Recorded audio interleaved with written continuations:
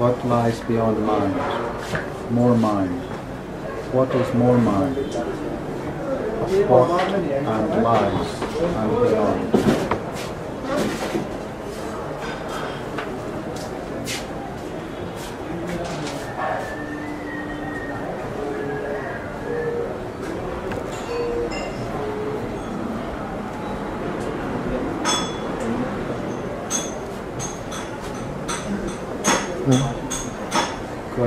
Questions, deception, self-deception, and the concept of beyond. So any question about beyondness would be a useless question, because the question itself is coming from the mind, and the question decides the scope of the answer. If the question is mental, it is demanding a mental answer as well. And the mental answer is mental, within mind. So it cannot take you beyond mind. Which means that it is not the answers that can give spiritual solutions. They come from somewhere else. Even as we are talking, and let's say I ask a question and you give me an answer, yet if your answer is really useful to me, it would not be the words of the answer, but something behind the words.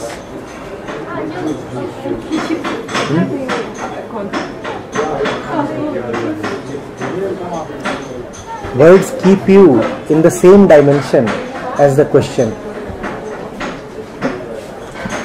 So answers can never be useful. Maybe they can be. You tell me. Indications.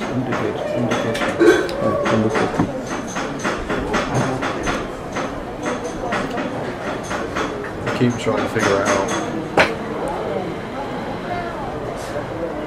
Indicators to where? To nowhere. Then an indicator to nowhere would be a no indicator. You cannot have a signboard pointing to nowhere. It would point to somewhere. Yes, you can have an indicator of that kind, but it would be a no indicator. So the words of the real teacher must have that quality of emptiness. There must be no words.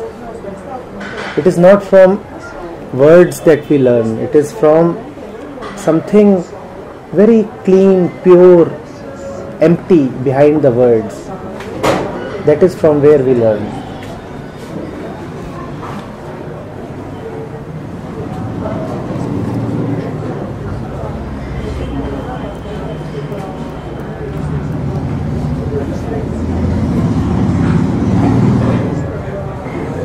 That is why it is called Satsang.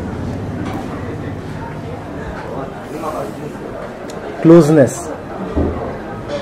And in that closeness, if words are there, all right. If words are not there, all right. Sang means closeness. Sat means the essential, the truth. Just closeness. And that closeness does not mean a conversation or a dialogue. Just closeness.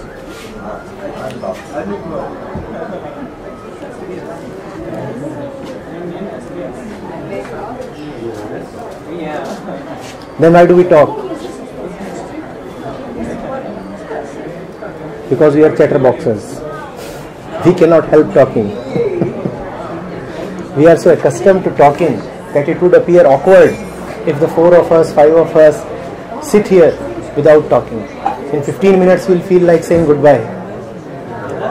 So just to make each other comfortable, we must talk.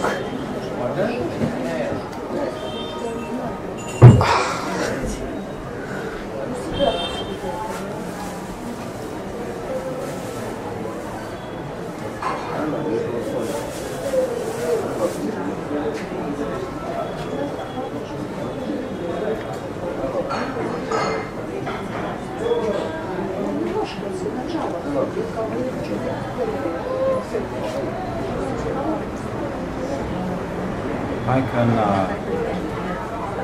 experience subjectively. I can think of a word. I can repeat that word. It seems I'm the one who conjured the word, repeated the word, experienced the word, the one who was there before, during and after the word, thought. And that capacity to understand thought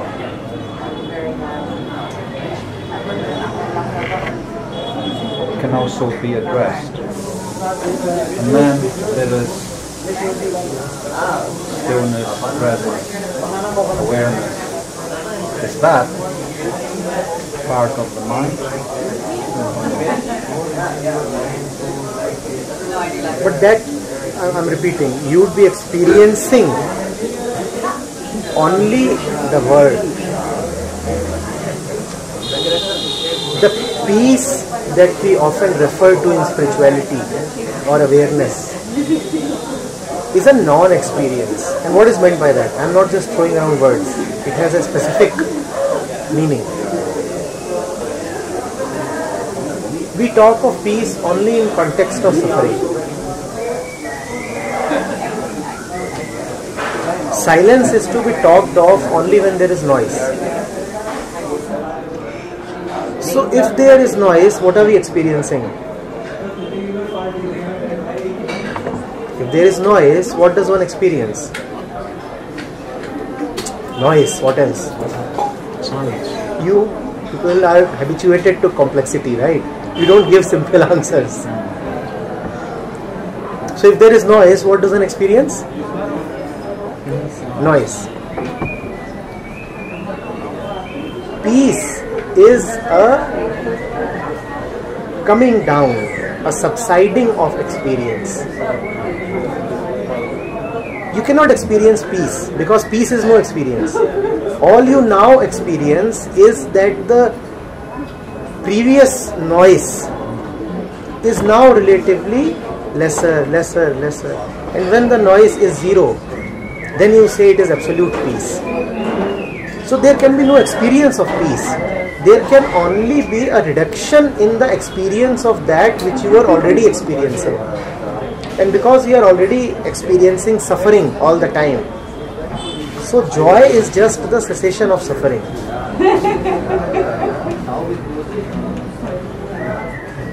It appears to me that I, as I take myself to be, has a capacity to cultivate that non-experience. To cultivate the non-experience. Yes, that capacity is there. But that non-experience is not cultivated. No. It is the stopping of the cultivation. Exactly. So the capacity is there to reduce the cultivation, and then what remains? See, it is not reduction in the sense of doing. It is reduction in the sense of non-doing. Stepping back. It is not as if you are actively reducing something. It is just that whatever was there was due to your support, your action, your intention, and now you have withdrawn your support and your energy. So it is reducing. You are just withdrawing your energy. So that's an intelligent use of... That's an intelligent non-use. Non-use. An intelligent non-doing. Intelligent non-doing.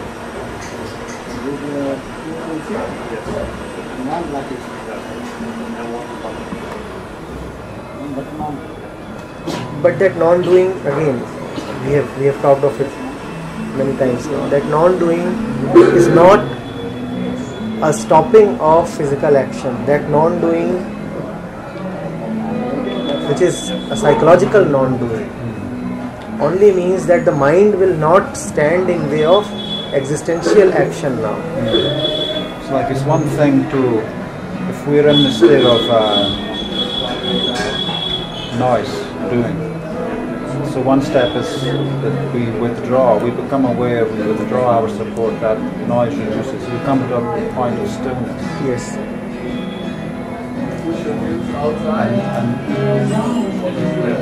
But that center has to completely dissolve, and then the outward, that dynamic, spontaneous action then flows. It's like a tube. See, that center is already a very weak center. Weak in the sense that even in the middle of noise, you do not want noise. Peace is calling even when noise is there. In fact, the greater the noise, the louder is the call of peace. Is it not? Is it not so? So it is with the blessing of peace or silence that the reduction in noise starts. In some way, peace lies not at the end of noise, but even in the middle of noise. Had you really liked noise, why would you have gone towards silence? Nobody likes noise. What is the meaning of disliking noise? Who can dislike noise? Can noise dislike noise? Who dislikes noise? The peaceful center, that is not really compatible with noise. So the peaceful center is always on top, always ruling. It is ruling even when noise is ruling. Because the more noise there is, the more is the call of peace.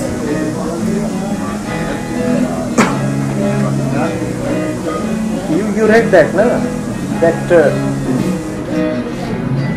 reach the destination and then begin the journey. So the journey begins after the destination is reached. Noise will reduce only when peace is first there. Peace will not come at the end of noise. Peace must come in the beginning itself. Which means that no method should claim that at the end of the method lies liberation. Liberation must always lie at the beginning of the method. So today if you want to begin your sadhana, you must first say, I have already reached where I wanted to reach. I have discovered that I am already home. And then you can begin whatever sadhana you want to. No sadhana should give you the promise of delivering the goods.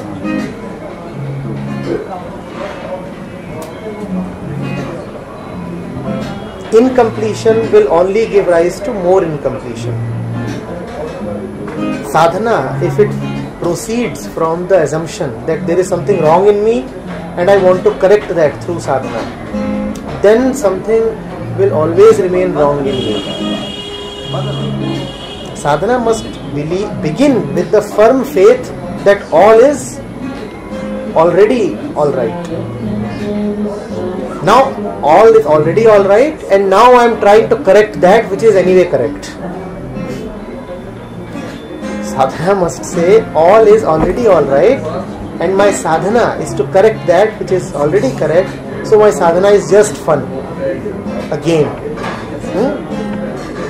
They have called it Leela here. You spoke like every moment and use like spontaneous response to whatever the situation is. But normally we talk of sadhana as a practice. For example, we spoke of Osho. From the place of having stopped, you might have suggested a method like Latihan, allow the spontaneous movements of the body. No, I want to ask you something. Suppose you had never heard of Osho. Would you not allow spontaneous movements of the body? Have you ever watched kids? Have you seen how spontaneously they dance? Have they learnt it from Osho? Have they gone to some sadhana center or ashram? So it is not Osho meditations. All that Osho is teaching you is to let yourself loose. Be natural. And then you will dance on your own, because dancing is you use that beautiful expression, that overflowing of energy. When it is there, then you feel like, something starts happening. You start tapping your feet. You feel like going a little crazy and dancing.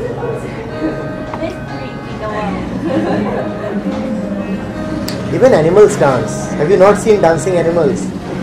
Pet animals so frequently dance. I have seen rabbits dancing. It's not very rhythmic or something, but it is surely a dance from here to there or something. It is very clear that they are enjoying themselves. Playing. Sometimes playing even when no other rabbit is there. So all by itself, the rabbit is just hopping around, doing this, doing that. Dance.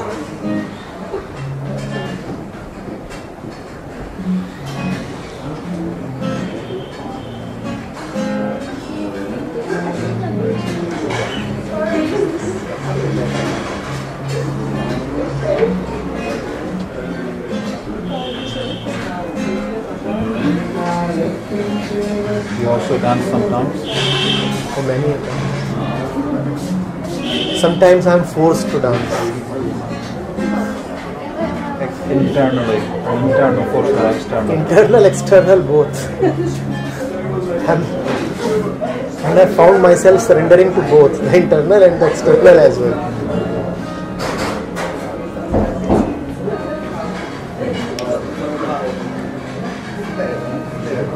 That's what I was wanting to express. Is that when the sadhana begins, when the destination is already reached, then it's an expression just to be natural, and maybe any, I don't know. You can even call it a dance. Just washed out. And then that sadhana is similar to dancing. You are dancing in joy. You are not dancing to get joy. You are already joyful, so you are dancing. You are not dancing so that at the end of the dance you will get that apple. Not a strategy. It is not a strategy. Every strategy is, kind of cunning, is it not? It is a ploy against existence. A celebration. It is a celebration. Today he sang a lot. I suppose some 5-7 songs on his guitar.